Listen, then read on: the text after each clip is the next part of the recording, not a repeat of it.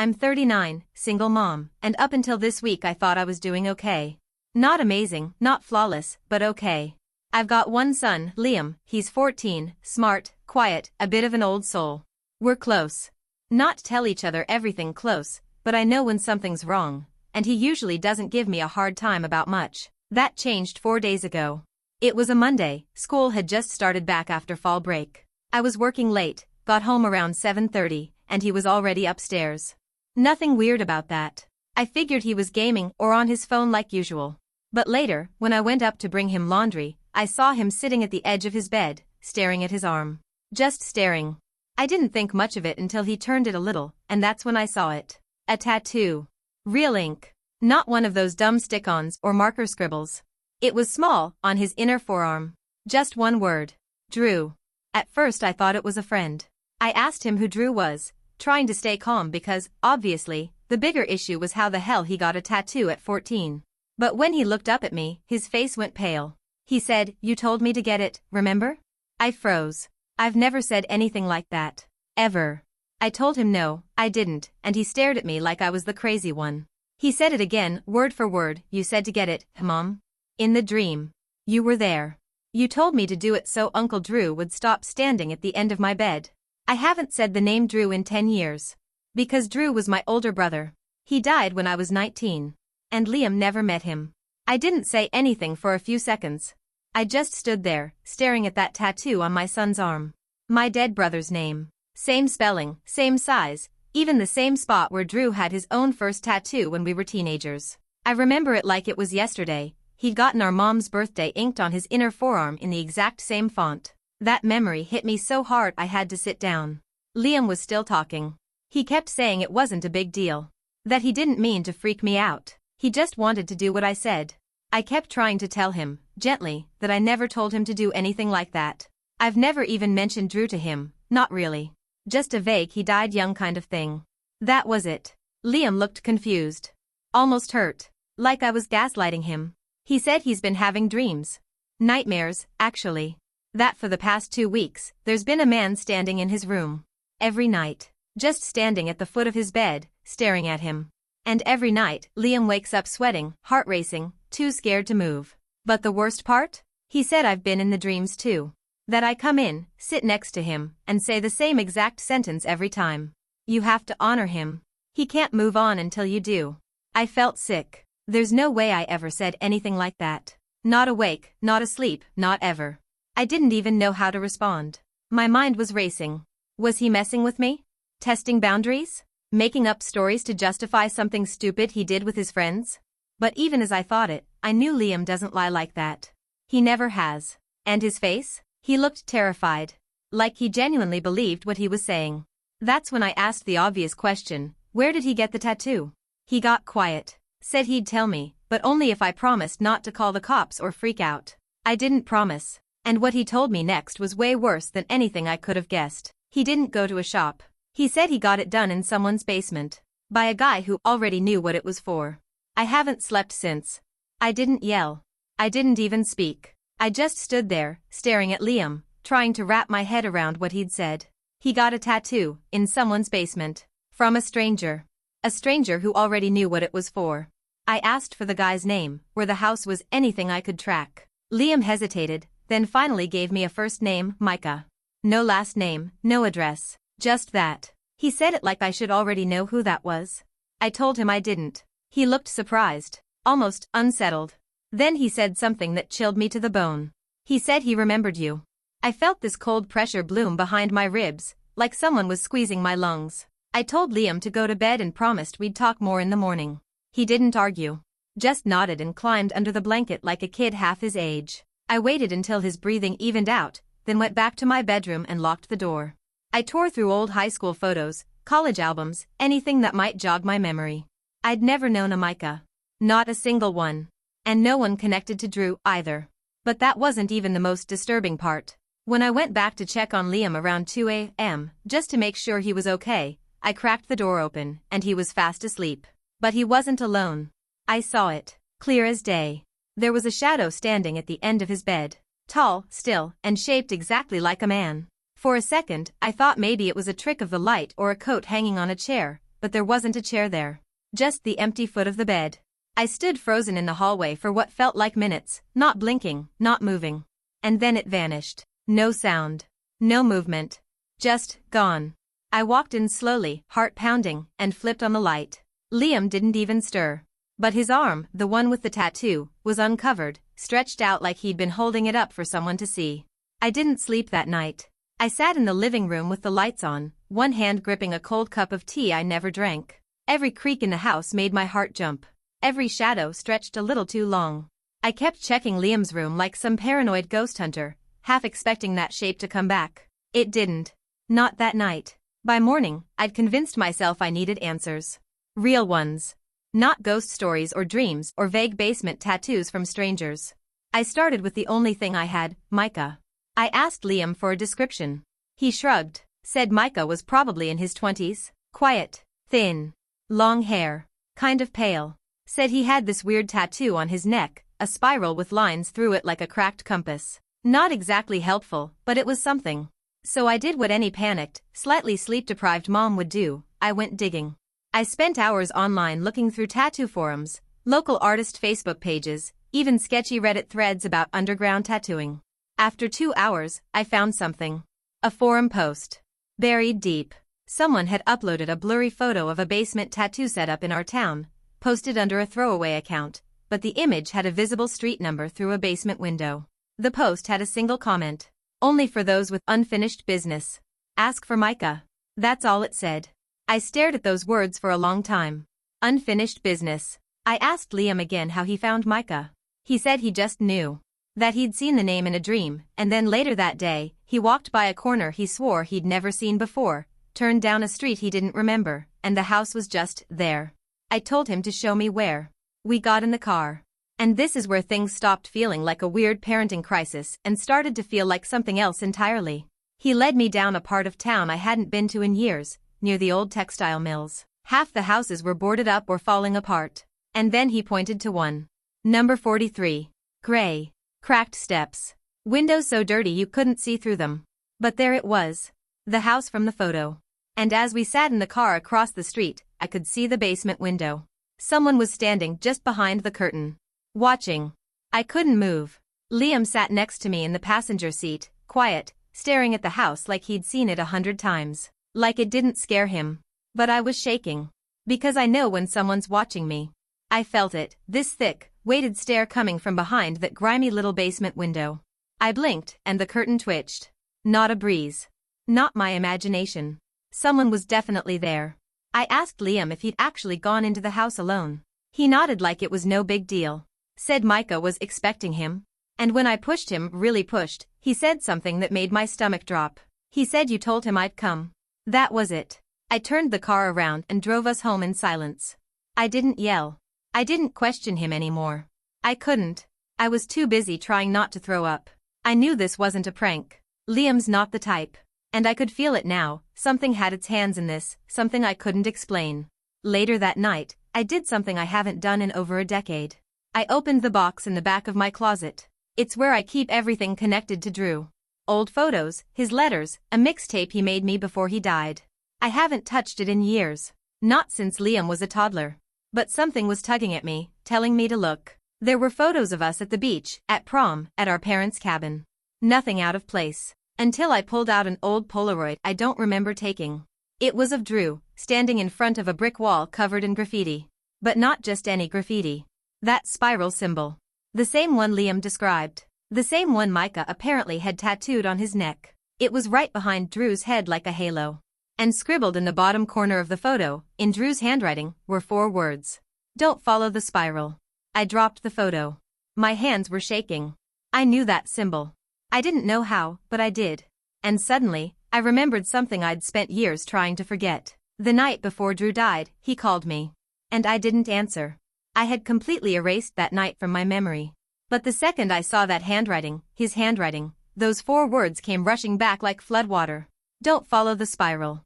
The message made no sense at the time. And maybe that's why I ignored it. I was 19, stressed about college finals, and Drew.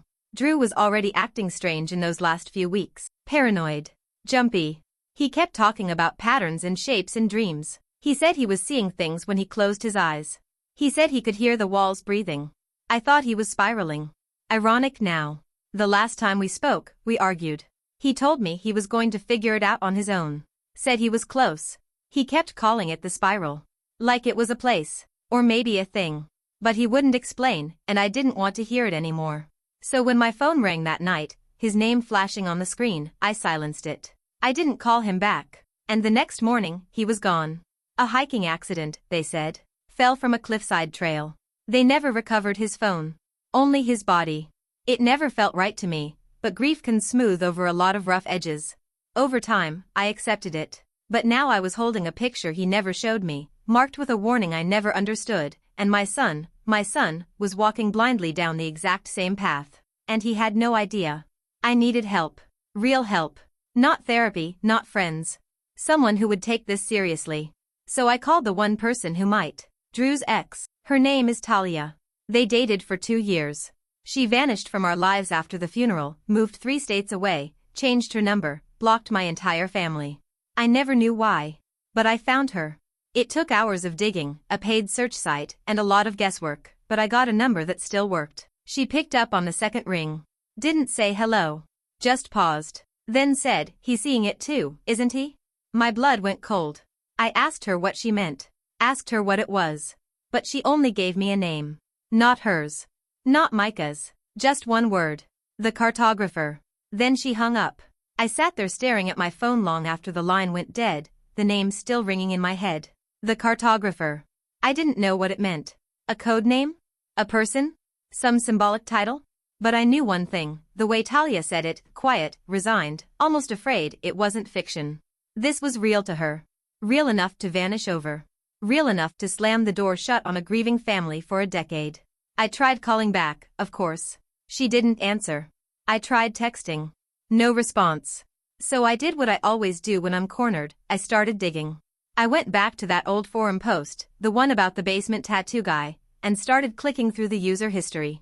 Most accounts were dead or inactive. But one username popped up over and over again. Someone called _Atlas. They'd posted all kinds of cryptic stuff in various threads. Not just about tattoos, about dreams, strange symbols, hidden maps, and something called pathing. There were mentions of mapping the inner mind, physical echoes, birthmarks as coordinates, and one post titled simply, "Children mark what we hide." That one stopped me cold. I thought about Liam. About the dream. About the tattoo. He hadn't chosen the name. He hadn't even known Drew. So how did he mark himself with the exact name of a dead uncle, and then say I told him to? I clicked through again. One thread had a download link, an image file. Just a blurry scanned drawing. It was a spiral. Same one from the photo. But this one had layers, tiny hand-drawn rooms, staircases, and a thin stick figure marked in red, walking the spiral inward. Underneath it were words in small, shaking handwriting. Every path begins in sleep. Every map ends in blood. That's when my internet cut out. Everything, Wi-Fi, phone signal, even the lights, went dead at the same time. The house fell into a silence so heavy it felt like something was pressing down on the roof. I rushed upstairs to check on Liam. He was sitting up in bed, staring at the window. I asked what he was looking at. He said, "The man with no face is back." I didn't even respond. I just crossed the room in seconds and yanked the curtains closed. Liam's voice was flat. Not scared, not panicked. Like he'd already accepted it. "The man with no face," he said again, softer this time. "He doesn't talk. Just watches. But I think he wants me to follow." That word again. Follow. I asked him if the man had ever come inside. He shook his head slowly, eyes still fixed on the closed window. "No. Not yet." I sat down on the bed beside him, doing everything I could to stay calm. I told him, gently, that we weren't going to let anything happen. That he was safe. That I'd protect him. He looked at me and said something I'll never forget. "You already gave me to him." I couldn't breathe. I asked him what that meant. What he was talking about. But he just shook his head and curled into the blanket like he was too tired to explain. I let him fall asleep. Then I went back to my room, grabbed a flashlight, and pulled the Polaroid of Drew from the box again. I held it under the light and stared at that graffiti behind him, the spiral with the broken lines. The longer I looked, the more I saw. The walls behind Drew weren't just covered in graffiti. There were symbols. Dozens of them. Etched into the brick like someone had scratched them in with a blade. Circles. Dots. Small maps. One of them looked eerily like the tattoo on Liam's arm.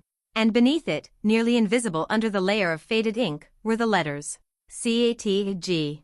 I didn't know what they meant, but they looked familiar. Then I remembered something.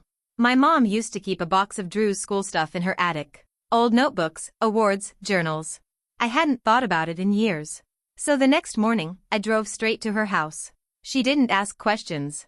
She saw my face and just opened the attic stairs. I went straight for the plastic bin with Drew's name on the lid.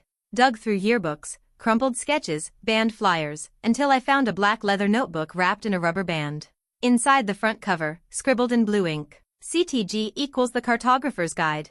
The pages were chaos. Diagrams, coordinates, dream descriptions, sketches of staircases and doors that didn't exist. And scattered throughout were phrases like, asterisk, the house is different when you look away. Asterisk, he walks counterclockwise. Asterisk, you only get one map per bloodline. But one entry, dated 3 weeks before he died, hit me like a punch to the chest. Liam is the key. I saw his name last night. He doesn't exist yet. But he will. And I think she's going to give him to them.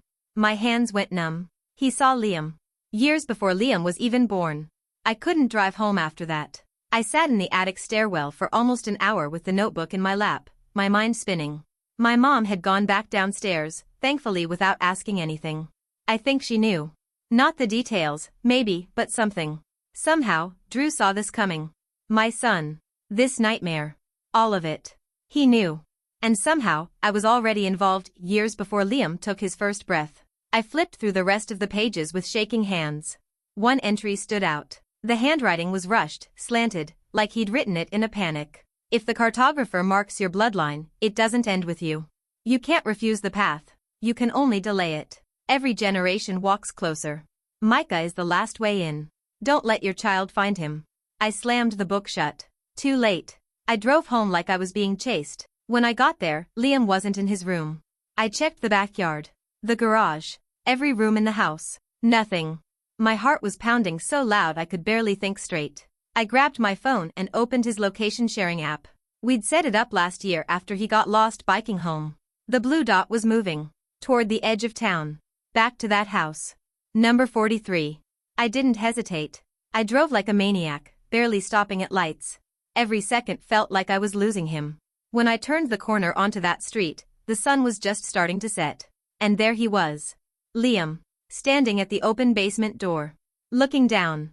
And beside him, half in shadow, thin and pale, was a man with long hair and a spiral tattoo burned into his neck. Micah. I jumped out of the car and screamed Liam's name. He didn't turn. But Micah did. His eyes locked with mine. Calm. Cold. Like he'd been expecting me for years. And then, without a word, he placed a hand on Liam's shoulder. And they both stepped inside. The door slammed shut. I ran. Across the street, up the steps, straight to that basement door. I pounded on it with both fists, screaming Liam's name, screaming at Micah to open up. No answer. I tried the handle. Locked. I grabbed a garden stone from the overgrown path and smashed the window. Shards rained down into the darkness. I didn't care. I cleared the glass with my sleeve, climbed through, scraping my palms on the jagged edges. The basement was pitch black, silent. No footsteps. No whispers. No breathing. Just that thick, unnatural stillness, like the air had been vacuumed out. I clicked on my phone flashlight. The beam cut through the dark, landing on bare concrete walls covered in symbols, spirals, circles, lines connecting nothing to nowhere. In the center of the room was an old wooden chair. And on the floor in front of it was Liam's hoodie. I ran deeper, calling out, frantic. There was no other door, no stairwell, just walls. But the symbols, they began to move. Not literally, but something about them shifted the longer I looked. Like my eyes were being pulled deeper into the spiral. Like the room itself was turning inward. Then I heard it. A voice. Not from the room. From inside my own head. She brought the map. She walked the path. The child is marked. It was Drew's voice. Panicked. Distant. Like it was echoing from miles away, or years. Then a flash of memory hit me, sharp and clear. The last time I saw him. We were in the backyard. He was holding something in his hand. A tiny spiral pendant. He said, it's not a symbol. It's a door. And now I understood. This wasn't just a pattern. It was a lock. And Liam was the key. I dropped to the floor and scrambled toward the chair. There was something carved into the seat. Coordinates. A date. A name. Mine. The wood was warm. Too warm. And pulsing. I reached forward, and the moment my fingers touched it, the symbols on the walls ignited like fire. Light exploded around me, and the basement fell away. I wasn't in that house anymore. I was nowhere. A hallway with no walls. A sky with no stars. Just endless turning steps and that ever-tightening spiral, pulling me in. And in the distance, I saw them. Liam. And Drew. Holding hands. And behind them, something vast. Towering. Shapeless. Wearing a map of veins and lines as skin. The cartographer. I ran toward Liam, but the space between us kept stretching. Every step felt like a mile. Then Drew turned, just for a second, and looked at me. Smiled. And whispered, "You answered the call this time." And just like that, I woke up. On the basement floor. Alone. Covered in chalk dust and dried blood. No symbols. No warmth. No chair. Just my phone, dead. And Liam's hoodie. Still there. Still warm. That was 3 days ago. No one's seen Micah since. The house was condemned the next morning. I asked the city clerk about it. She looked at me and said it's been boarded up for 8 years. I haven't stopped looking. I don't know where Liam is. But some nights, just before I fall asleep, I hear him. Not screaming. Not crying. Just calling out. Like he's somewhere just beyond the veil. And sometimes, I hear Drew too. Telling me to keep walking. Because I've already begun the path. And the cartographer? He never loses what he's marked.